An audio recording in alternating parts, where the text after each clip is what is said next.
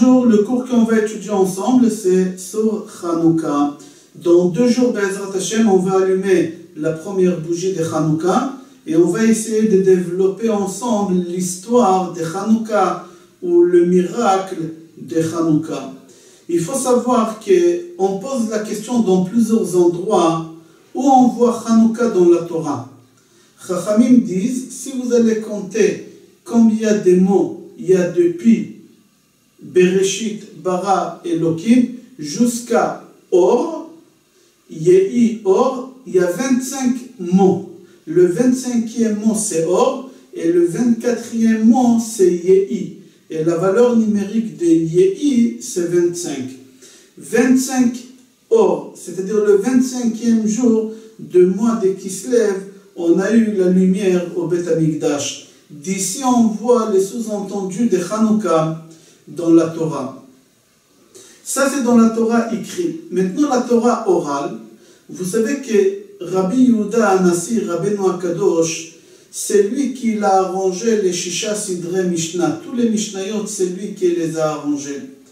Et il a fait des Mishnayot sur Sukkot, sur Yoma qui c'est Kippour, sur Moed Katan, sur Megillah, sur beaucoup de fêtes, il a fait des Mishnayot.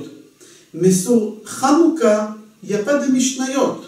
La question qu'on demande, pourquoi Rabbeinu HaKadosh Yehuda Hanassi, il n'a pas fait aussi une Mishnah sur Hanouka. Dans la Gemara, Shabbat, page Chaf Aleph et Chaf Bet, on parle là-bas dans Perek Bameh Madlikin, on parle de Hanouka. Mais pourquoi il n'y a pas une Mishnah, un Seder de Mishnah, un tome de Mishnah sur Hanouka? Comme il y a un tome sur Yoma, sur Sukkot, sur Megillah, il n'y a pas sur Hanouka. La réponse est que les Hashmonaïm, ils ont fait une grosse erreur, à tel point que Chachamim ont dit, tout celui qui se dit, qui vient de la descendance des Hashmonaïm, il est esclave et il est maudit. Comment on peut dire une chose pareille sur les Hashmonaïm, sur les descendances des Hashmonaïm? Puisque grâce à eux, on a eu le miracle de Hanouka. Grâce à eux, on a pu continuer à faire des sacrifices au Beth Amikdash. Le deuxième Beth Amikdash, il a continué à fonctionner grâce à eux. Grâce à eux, tout le judaïsme a continué.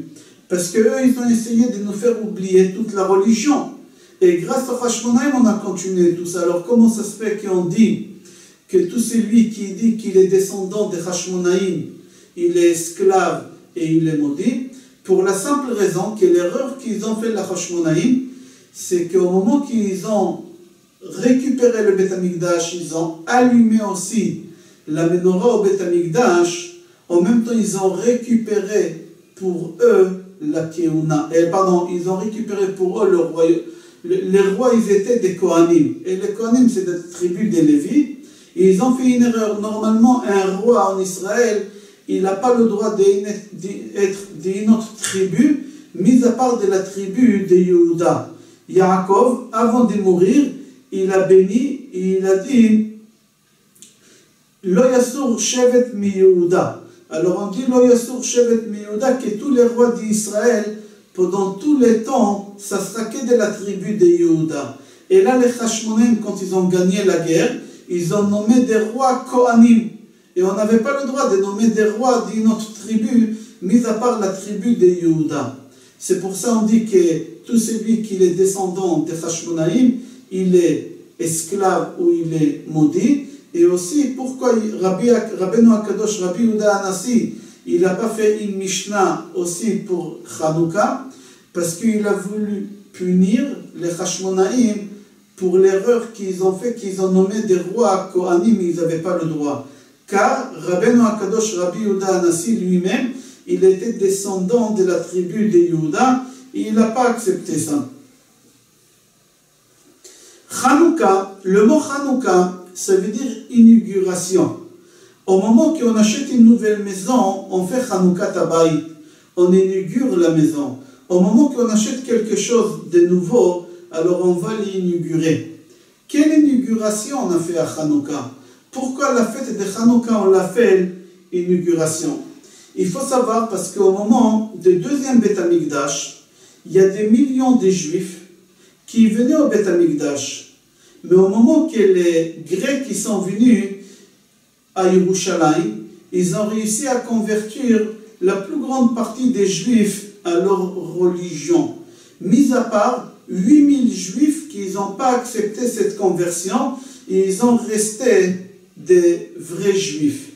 Et ces 8000 Juifs, la plus grande partie, c'était de la famille des Hashmonaïm. Eux, ils n'ont pas accepté, mais la plus grande partie, plus que 3/4, ils se sont convertis à la religion des Grecs. Maintenant, il fallait rattraper toute la religion et inaugurer suite à ça toute la religion. C'est pour ça qu'on appelle la fête de Hanouka, Hanouka inaugurée. Après qu'on a gagné les Romains, les Grecs, il fallait enseigner toute la Torah à nouveau, et il fallait inaugurer la Torah à nouveau. C'est pour ça qu'on appelle la fête de Hanouka, Hanouka inaugurée. On a dit que l'histoire de Hanouka, c'était au milieu du deuxième Beth Amikdash. Le premier Beth Amikdash, il a été construit par Shlomo HaMelech. Il a été détruit par Nebuchadnezzar. Les Juifs, ils étaient envoyés en exil pendant 70 ans. On appelle ça Galut Shivim. Ils étaient envoyés en exil pendant 70 ans en Babylonie. Après les 70 ans de cet exil, les Juifs, Ezra, Sofer, Nehemia et aussi Mordechai, qu'il était très très âgé parce qu'il a vécu au premier Beth Amikdash et au deuxième Beth Amikdash, ils sont revenus à Yerushalayim pour construire le deuxième Beth Amikdash. Et au milieu que le deuxième Beth Amikdash il existait, le deuxième Beth Amikdash il a tenu pendant 420 ans. Le premier 410 ans et le deuxième 420 ans. Au milieu de ces 420 ans, il s'est passé l'histoire de Hanouka. La question qu'on demande, quelle est la différence qu'il y a entre la fête de Purim et la fête de Hanouka? À Purim, Aman, il a voulu notre corps, pas notre âme. Il a voulu notre corps. S'il y a un juif qui partait voir Haman, il disait à Haman, ne me tue pas, je me convertis à ta religion. Haman, il lui disait, ça ne m'intéresse pas ta religion, d'où tu es, qu'est-ce que tu feras. Qu'est-ce qui m'intéresse ton corps? Tu es juif et je vais t'éliminer parce que tu es juif. Ça, c'était Purim. À Hanouka, ce n'était pas du tout ça. Les Grecs, les Yévanim, ils ont voulu notre religion, ils ont voulu notre âme. Un juif qui se convertissait à leur religion, il avait la vie sauve, on ne le tuait pas. Mais un juif qui ne voulait pas se convertir, on le tuait. C'est-à-dire que les Grecs, ils ont voulu tuer notre âme, pas notre corps. Et Haman, il a voulu tuer notre corps et pas notre âme. La question qu'on demande, qu'est-ce que les Grecs, ils ont voulu de notre religion? La base de notre religion, c'est quoi? Qu'Akadosh Baruch Hu, il existe, qu'Akadosh Baruch Hu, il est unique, et qu'Akadosh Baruch Hu, c'est lui qui a créé le monde. Les Grecs, ils enseignaient ces bases-là, aussi dans leur religion, que Dieu, il existe, Dieu, il est unique, Dieu, il a créé le monde, etc. Alors, c'était quoi la différence qu'on avait entre notre religion à nous et la religion des Grecs? En allant cherchant la raison, vous allez voir que c'était beaucoup plus profond que ça. Eux, les Grecs, ils disaient aux Juifs, certes, nous on dit qu'en vous que Dieu existe, que Dieu il a créé le monde. Mais nous, on n'est pas d'accord avec vous, une seule chose. Nous, on n'est pas d'accord avec vous que Dieu, c'est lui qui continue à gérer et à commander le monde. Dieu, il a créé le monde, mais Dieu, il s'est retiré du monde, il a laissé la nature gérer et guider le monde. Et eux, ils disaient que la providence n'existe pas. Elle n'est pas dans ce monde. Akadosh Baruch Hu, il a créé le monde, il s'est retiré et Dieu, il a fait rentrer dans le monde la nature. Et c'est la nature qui a fait tourner le monde. Que les Juifs, ils ne sont pas d'accord. Les Juifs, ils disaient non, Dieu, il a créé le monde et Dieu, il continue à gérer et à commander le monde. Ce n'est pas la nature. Les Grecs, ils ont réussi à convertir beaucoup de Juifs à leur religion. le Maccabim, ils n'ont pas accepté, ils n'ont pas resté avec les bras croisés, ils ont sorti en guerre contre eux. Ils ont tout fait pour les renvoyer de Yerushalayim, pour qu'ils n'auront pas l'influence sur le reste des Juifs à Yerushalayim. Et les Maccabéens, ils ont gagné. Les Maccabim, ils ont gagné. Mais eux, ils étaient peu. Ils n'étaient pas nombreux. Les Grecs, ils étaient beaucoup plus nombreux que les Juifs. Mais quand même, Akadosh Baruch Hu, il a fait un miracle, que les Juifs, les Maccabéens, ils ont réussi à gagner, et ils ont réussi à les renvoyer de Eretz Israël. Au moment que les Grecs, ils ont parti, ils ont quitté Eretz Israël, ils se sont fait chasser par les Maccabéens. Les Maccabéens, ils ont voulu aller au Beth Amikdash pour allumer la menorah, mais ils ont vu qu'il y a un problème, on ne peut pas allumer la menorah parce que les Grecs, ils ont tout rendu impur, le Beth Amikdash. Et ils ont cherché partout une petite fiole pour pouvoir allumer, et ils n'ont pas trouvé une fiole cachère. En cherchant, ils ont trouvé une fiole qu'elle durait pour une journée. Il fallait allumer la menorah tous les jours. Et eux, ils ont trouvé seulement pour une journée, pour 24 heures. Et eux, ils ont dit, il faut mieux allumer pour 24 heures que rien. Alors, ils ont mis toute l'huile dans la menorah pour 24 heures. Et ils ont eu un miracle, que la menorah, elle est restée allumée pendant 8 jours. Elle ne s'est pas éteinte. Il y a une question que le Beit Hadash, elle est connue, cette question, demande. Si le premier jour, ils ont eu assez d'huile pour allumer pour les premières 24 heures, alors le miracle de Hanouka, il n'a pas duré pendant 8 jours. Il a duré que pendant 7 jours, parce que le premier jour, l'huile, elle était là. Alors, ils n'avaient pas besoin de dire on a eu un miracle le premier jour. Le premier jour, ce n'est pas un miracle de trouver de l'huile. Si je marche dans la rue et je trouve un billet de 100 euros, c'est un miracle? Non, ce n'est pas un miracle. S'ils ont trouvé de l'huile, ce n'est pas un miracle. Alors le premier jour qu'ils ont allumé la bougie, et la bougie elle est restée allumée pendant ces 24 heures, ce n'est pas miraculeux, c'est la nature, c'est tout à fait normal. Alors pourquoi on fait aujourd'hui 8 jours de Hanouka et pas 7 jours de Hanouka? Il y a une centaine de réponses sur cette question, on va donner 2 ou 3 réponses. La première réponse la plus connue, que les Maccabéens, ils ont pris l'huile de 24 heures et ils l'ont divisé en 1/8. Ils ont dit fabriquer de l'huile, il faut 8 jours. Alors on va allumer tous les jours pendant 3 heures. 1/8, c'est à peu près 3 heures. On va allumer que 3 heures tous les jours, le temps qu'on fabrique l'huile. Et le premier jour, ils ont mis que pour 3 heures. Et la menorah, elle est restée allumée pendant 24 heures. C'est-à-dire que le premier jour, déjà, ils ont eu le miracle. Ça, c'est une réponse. Deuxième réponse, dans la Tfila d'Alanissim, c'est marqué là-bas, Vidliku nerot bechatserot kotchecha. Ils ont allumé la menorah dans le Khatser, dans la cour de Beth Amikdash. Depuis quand on allume la menorah dans la cour? Normalement, la menorah, il faut l'allumer dans les Echal, dans le Beth Amikdash. On avait là-bas les Chemapanim, on avait les Kelim, on avait la menorah. Il fallait allumer dedans, à l'intérieur. Pourquoi ils ont allumé à l'extérieur? Pour la simple raison, parce qu'à l'intérieur, c'était impur et on ne pouvait pas allumer. Le seul endroit où ils pouvaient allumer, c'était à l'extérieur. Si vous allez allumer une bougie à l'extérieur, avec le vent, la bougie ne va pas s'éteindre si le vent n'est pas fort. Mais la bougie, elle va se consumer très très vite.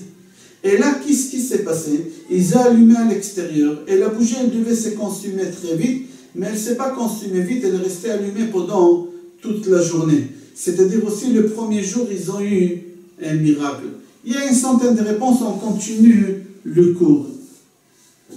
D'après la halakha, on a le droit d'allumer avec de l'huile non cachère. De l'huile qu'un goy, il a touché. Quand je dis de l'huile non cachère, si je prends une bouteille du vin non cuit, ouvert, et je donne à un goy il touche, ça devient yain nesef. On n'a pas le droit de boire de ce vin-là. Chachamim disent qu'avec une huile qu'un goy il a touché, on n'a pas le droit d'allumer la menorah au Beth Amikdash. Mais ça, c'est d'après Chachamim. Pourquoi les Maccabéens, ils n'ont pas voulu allumer avec l'huile non cachère, puisque ce n'est pas d'après la Torah, c'est d'après Chachamim. On pouvait allumer avec cette huile, même qu'elle n'était pas cachère. Il y a une réponse pour la simple raison que Matityahu ben Yochanan Kohen Gadol, Matityahu, son père, il est rentré au Beth Amikdash pendant 80 ans. Pendant 80 ans, il est rentré au Beth Amikdash. Et à la fin de sa vie, il s'est détourné de la religion. Et au moment qu'il s'est détourné de la religion, il continue à faire la religion, mais seulement d'après la Torah écrite, mais pas d'après la Torah orale, d'après Chachamim. Là, son fils, il a voulu réparer ce que son père faisait. Et c'est pour ça qu'il a allumé à l'extérieur. Ça, c'est une raison. Deuxième raison, il faut savoir qu'à Hanouka, on n'a pas eu un seul miracle. On a eu 2 miracles. Le premier miracle, que l'huile elle a duré pendant 8 jours. Et deuxième miracle qu'on a eu à Hanouka, qu'on était minorité, les Juifs, les Maccabéens, et on a gagné la majorité, qu'ils étaient beaucoup plus nombreux que nous. La question qu'on demande, lequel miracle il est plus grand? Le miracle que la minorité, ils ont gagné la majorité, ou que l'huile, elle est restée allumée pendant 8 jours au lieu de rester 24 heures. Quel miracle il est plus important? Pas quel miracle il est plus grand. Quel miracle il est plus important pour nous les Juifs? Est-ce que c'est le miracle qu'on a gagné? Ou est-ce que c'est le miracle que l'huile est restée allumée? Alors on dit que c'est logique que le miracle qu'on a gagné la guerre, il est beaucoup plus important pour nous que le miracle de l'huile. Pourquoi? Parce que si on n'aurait pas gagné la guerre, on n'aurait pas pu allumer la menorah. Si on n'aurait pas gagné la guerre, ceux qui restaient 1 ou 2 personnes sur les 8000 qu'ils ont restés, ils auraient allumé la menorah, ça n'aurait rien rapporté parce qu'on aurait oublié la Torah. C'est-à-dire qu'on a gagné la guerre, c'est le miracle le plus important de Hanouka. Alors la question qu'on demande, pourquoi toute l'histoire de Hanouka, on la met autour de l'huile des bougies de Hanouka, qui au lieu de rester 24 heures, elle est restée allumée pendant 8 jours. Pourquoi on ne prend pas le miracle le plus important, qu'on a gagné la guerre? Pourquoi on ne fait pas ça? Pourquoi à Hanouka on ne distribue pas aux enfants des pistolets en plastique, des arcs? Pourquoi on ne distribue pas des choses, des guerres aux enfants pour fêter qu'on a gagné la guerre?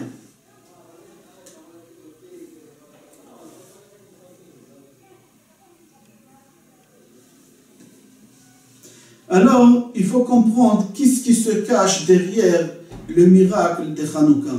Pour comprendre ça, il faut savoir que les désaccords qu'ils avaient, les Juifs, avec les sages grecs, qu'eux, ils disaient, les Grecs, ils disaient, nous, on croit en Dieu. Nous, on sait que Dieu existe. Nous, on sait que Dieu, il a créé le monde. Seulement en regardant le corps de l'homme, comment il est fait, on comprend tout seul que ce corps n'a pas été construit, il n'a pas été créé de lui-même seul. Il y a Dieu qui l'a créé, cette personne, ce corps, ou le monde. C'est-à-dire qu'ils avaient la même logique que nous, ils avaient les mêmes bases que nous, les Juifs. Mais la différence qu'on avait entre eux et nous, on a dit ça au début des cours, qu'Akadosh Baruch Hu, il a créé tout, il s'est retiré, il a tout quitté. Et il a fait rentrer la nature dans le monde, et c'est la nature qu'elle domine et qu'elle gère le monde. Mais les Juifs, ils n'étaient pas d'accord avec eux. Les sages Juifs, les Rabbanim, les Chachamim, ils partaient en guerre contre eux, on leur disait non, qu'Akadosh Baruch Hu Matsui ou Mashgiach, qu'Akadosh Baruch Hu, c'est lui qui l'a créé, il existe, et c'est lui qui surveille, et c'est lui qui fait tout, on n'est que des marionnettes, c'est lui qui tire les ficelles. Et eux, ils n'étaient pas d'accord, et c'était ça la guerre de Hanouka entre les Juifs et les non-juifs. Vous savez, nous les juifs, comment on appelle Dieu? Makom, l'endroit. Baruch HaMakom, Baruch Hu, comme on dit à Pesach dans la Gada. Baruch HaMakom, Baruch Hu. Pourquoi on appelle Dieu l'endroit? Jamais on a entendu parler de ça dans une bénédiction qu'on a dit qu'Akadosh Baruch Hu, il s'appelle Makom, l'endroit.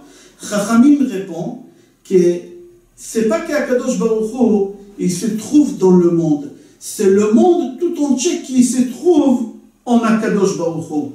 C'est-à-dire qu'Akadosh Baruch Hu, lui, c'est l'endroit du monde. Hachem est l'endroit du monde.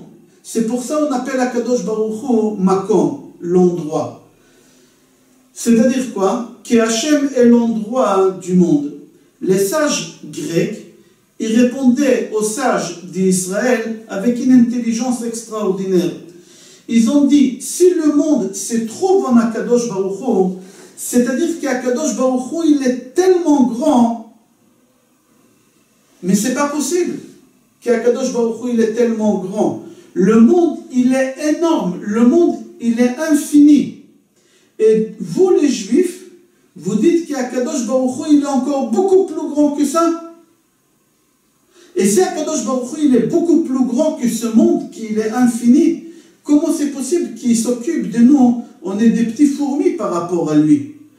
C'est comme vous, si vous marchez dans la rue et vous voyez deux fourmis qui se disputent et vous essayez de les consoler. Vous ne faites même pas attention, vous continuez. La même chose, Dieu avec nous, comme ça, eux, ils disaient. Dieu, il est tellement grand que c'est pas possible que Dieu il s'occupe de nous. Dieu, il s'est retiré et il a laissé la nature gérer le monde. En réalité, que nous, par rapport à Kadosh Baruch Hu, on est encore beaucoup plus petit que l'atome par rapport à nous. On est encore beaucoup plus petit que par rapport à l'atome, par rapport à nous. C'est pour cela, nous, par rapport à Kadosh Baruch Hu, on est tellement petits que ce n'est pas lui qui nous commande. Nous, on n'intéresse pas Dieu, on est tellement petits qu'on n'intéresse pas. Dieu, il s'est retiré, il nous a laissé avec la nature et c'est la nature qu'elle gère. Comme ça, eux, ils disaient, ils ramenaient l'exemple que je vous ai dit tout à l'heure avec les deux fourmis. Eux, ils disaient, les Grecs, si tu veux réussir dans ce monde, c'est pas la peine de prier. Dieu, il t'écoute pas. Dieu, il te surveille pas. Dieu, il n'existe pas, il s'est retiré. Il existe, mais pas ici, il existe dans les autres mondes, dans les cieux chez lui. Mais pas ici, ici, il a laissé la nature.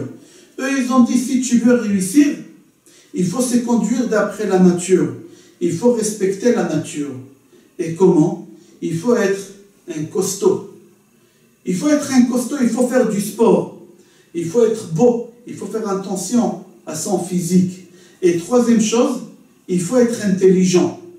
Eux, ils ont dit, les Grecs, ils ont enseigné toujours, pour exister, il faut avoir ces trois choses-là, ou les deux, ou un, mais il faut avoir ces choses-là.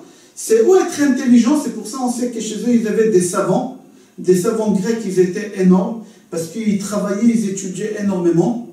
Eux, c'est eux qui ont créé tous les athlétismes et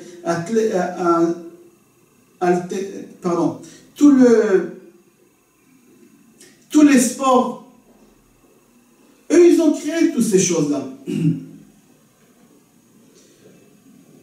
Les plus grands philosophes, ils étaient chez eux. Tous les spas et toutes ces choses-là, ils ont, eux, développé. Et même aujourd'hui, dans le sport, 80% du monde des sports, ça vient des Grecs. C'est eux qui ont développé toutes ces choses-là. Eux, ils ont dit, si tu veux exister, il faut être beau, il faut être sportif costaud, et il faut être intelligent. Et ils ont travaillé énormément sur ça. Si tu veux réussir dans la vie, dans ce monde, tu dois avoir ça. C'est ça l'ustensile.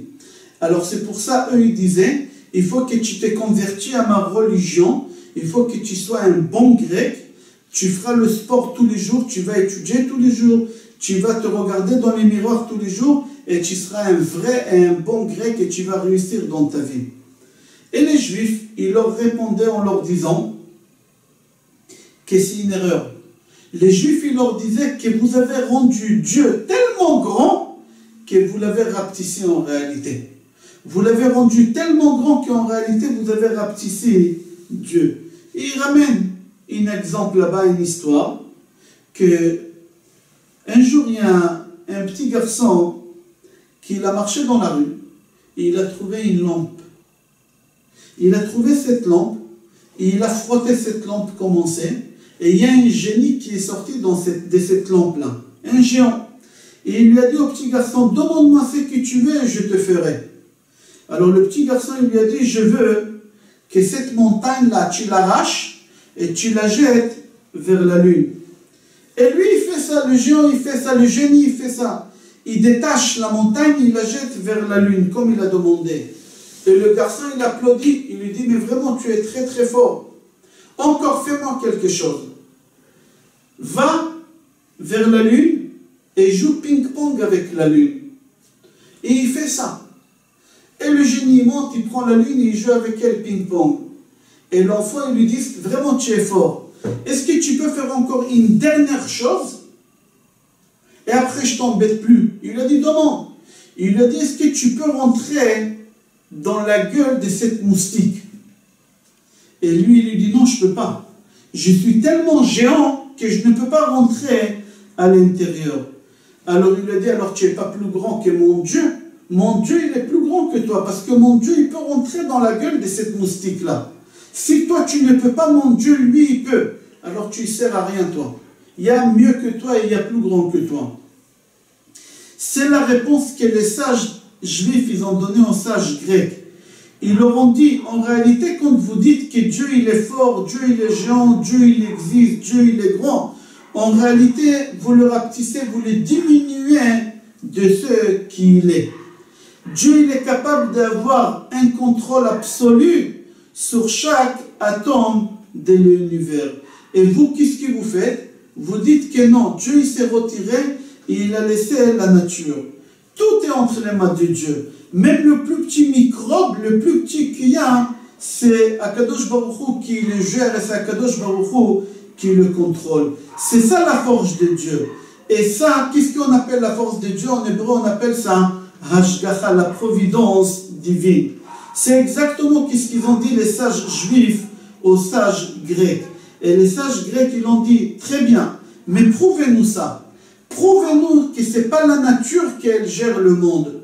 Prouvez-nous que c'est Dieu qui gère le monde. Et c'était ça la contradiction qu'il y a entre les Juifs et les Grecs. Au moment que les Juifs ils ont gagné la guerre contre les Grecs, les Juifs ils ont dit aux Grecs, vous voyez que Dieu c'est lui qui gère le monde. Nous on est minorité, non? Et vous, vous êtes majorité. Et nous, minorité, on vous a gagné. Alors, les sages grecs, ils ont dit aux sages juifs que dans la guerre, ce n'est pas une preuve. Pourquoi? Parce que dans une guerre, ce n'est pas le nombre qui compte, c'est la sagesse. Vous, vous êtes plus sages que nous, c'est pour ça que vous avez gagné. Prouvez-nous par la nature. Les Juifs, ils leur ont dit, il n'y a pas de problème. Et là, Kadosh Baruch Hu, il a fait le miracle de Hanouka par la nature. Le miracle de Hanouka, que l'huile allume, c'est tout à fait naturel. Mais que l'huile de 24 heures reste allumée pendant 8 jours, ça, c'est pas naturel, c'est pas normal. Il y a ici quelque chose de spécial. Alors les Juifs, ils ont demandé aux Grecs, alors comment vous pouvez expliquer une chose pareille? De l'huile de 24 heures reste allumée 8 jours. Vous voyez d'ici que quoi? Que c'est pas la nature qui gère le monde. C'est Akadosh Baruch Hu, c'est lui qui gère le monde. Et si l'huile, il s'allume, c'est pas parce que la nature elle le demande de l'allumer, de rester allumé. Parce que Dieu, c'est lui qui le demande d'être allumé. Parce que c'est Dieu qui l'ordonne. C'est pas parce que c'est l'huile, même si c'était de l'eau, et Dieu l'aurait ordonné de s'allumer, l'eau, elle serait allumée. C'est pour ça qu'on appelle la fête de Hanouka Yeme Bina, Yeme Shmona. Bina, c'est sagesse. C'est-à-dire quoi? Qu'eux, ils ont, quand la sagesse, c'est déduire de quelque chose, autre chose. Eux, ils ont déduit que l'huile reste allumée 8 jours. Et c'est pas normal. Alors, c'est pas la nature. Alors, d'ici, ils ont déduit que Dieu, c'est lui qui gère et qui commande le monde. Et c'est pas la nature qu'elle gère et qu'elle commande le monde. C'est Dieu qui fait tout ça. En 2 mots, ils ont compris que la nature n'est pas naturelle. Ils ont compris que la nature n'est pas naturelle. Le miracle de Hanouka, c'est pas seulement gagner la guerre entre les Grecs, la minorité contre la majorité. C'est encore beaucoup plus fort que ça. C'est qu'on a prouvé que la nature, c'est pas qu'elle commande le monde. Il y a quelqu'un plus haut que la nature, que celui qui commande le monde, qui gère et qui commande le monde. Et on voit ça aussi dans toutes les autres fêtes. Par exemple, la fête de Pessah, Akadosh Baruch Hu, il a joué avec la nature. Akadosh Baruch Hu, il a montré avec les 10 plaies qu'ils étaient contre la nature, que c'est lui qui gère et qui commande le monde. Akadosh Baruch Hu, il a ouvert la mer en deux. Akadosh Baruch Hu, il a joué avec la nature pour montrer que ce n'est pas la nature qu'elle domine et qu'elle gère le monde. C'est Akadosh Baruch Hu, c'est lui qui gère le monde. Par exemple, à Sukkot, nous on est assis dans la soukha. Pourquoi on est assis dans la soukha? Parce que Akadosh Baruch Hu, il nous a protégés pendant 40 ans avec des nuées. Vous savez c'est quoi un nuage? Un nuage, c'est quelque chose de fragile. Si je prends un mégot de cigarettes et je monte dans un avion et je jette ce mégot de cigarettes, le mégot il va traverser les nuages, il va arriver en bas. C'est-à-dire même une moustique, elle peut traverser les nuages. C'est-à-dire comment Akadosh Baruch Hu, il a voulu nous protéger avec des nuages. Si Akadosh Baruch Hu, il veut nous protéger, il a dû nous mettre quelque chose de béton pour nous protéger. Nous protéger avec des nuées, mais c'est quelque chose de très fragile. S'il y a la pluie elle va traverser les nuages. Si moi je m'assois chez moi à la maison et j'ai pas un toit, j'ai des nuages, la pluie elle va traverser. Akadosh Baruch Hu, il a joué avec la nature. Akadosh Baruch Hu, il a voulu dire à tout le monde, c'est pas les nuages qui vous protègent, c'est moi Dieu qui vous protège. Si toi tu vas t'asseoir chez toi à la maison avec un plafond en béton, et moi j'ai décidé que tu vas te mouiller, tu vas te mouiller. Et si je te fais asseoir sous un nuage pendant 40 ans et j'ai décidé que tu ne vas pas te mouiller, tu ne vas pas te mouiller. C'est-à-dire qu'Akadosh Baruch Hu, il nous a prouvé par la nature que c'est lui qui gère et qui commande le monde. Et c'était exactement ça, hein, le miracle de Hanouka. Akadosh Baruch Hu, il a voulu nous montrer, c'est pas parce que je mange, je suis en bonne santé. C'est pas la nourriture qui me donne la santé. C'est Akadosh Baruch Hu, par la nourriture, il nous donne la santé. Alors on a vu Pesach, Sukkot, et aussi Shavuot. À Shavuot, on voit qu'Akadosh Baruch Hu, il a pris la montagne, Kafa alehem ha'ar kegigit. Akadosh Baruch Hu, il a pris la montagne et il l'a mis sur nous. Pourquoi il a pris la montagne et il l'a mis sur nous? Il nous a dit, est-ce que vous voulez la Torah? Si vous dites oui, je vous laisse la vie sauve, sinon je vous enterre ici. Le Ramchal, il dit qu'Akadosh Baruch Hu, il aura pris le libre arbitre à ce moment-là. Au moment qu'Akadosh Baruch Hu, il leur a dit ça, oh vous acceptez, je vous laisse la vie sauve, si vous acceptez pas, je vous tue. Akadosh Baruch Hu, il leur a pris le libre arbitre. Il leur a dit, si vous allez faire des péchés, vous allez payer pour ça. Si vous allez faire des mitzvot, vous allez être récompensé. C'est-à-dire, Akadosh Baruch Hu, il leur a pas donné le libre arbitre. Akadosh Baruch Hu, il a voulu qu'il fasse que des bonnes choses. C'est comme, je vous propose, ou un gobelet en plastique, ou une bague avec un diamant. Vous n'avez pas le choix entre un verre en plastique ou une bague avec un diamant. C'est évident que vous allez choisir la bague en diamant. C'est-à-dire qu'Akadosh Baruch Hu, par la nature, il leur a prouvé qu'ils n'ont pas le libre arbitre. Par la nature, Akadosh Baruch Hu, il a voulu leur montrer que c'est lui qui décide les choses et ce n'est pas la nature qui décide. On finit les cours. On va essayer de comprendre c'est quoi le message de Hanouka. Le message de Hanouka, c'est l'éducation. Hanouka, c'est inaugurer, éduquer. C'est-à-dire quoi? On doit s'éduquer nous-mêmes. On doit éduquer aussi tous ceux qui sont autour de nous. Nos enfants, nos voisins, notre famille. Qu'ils doivent ouvrir les yeux et regarder que la nature, elle n'est pas naturelle. C'est seulement la force divine d'Akadosh Baruch Hu, que c'est elle qui gère ce monde. Je vous souhaite Hanouka Sameach. Je vous souhaite beaucoup de lumière, beaucoup de chaleur. Bracha ve'atzlacha et kol tov.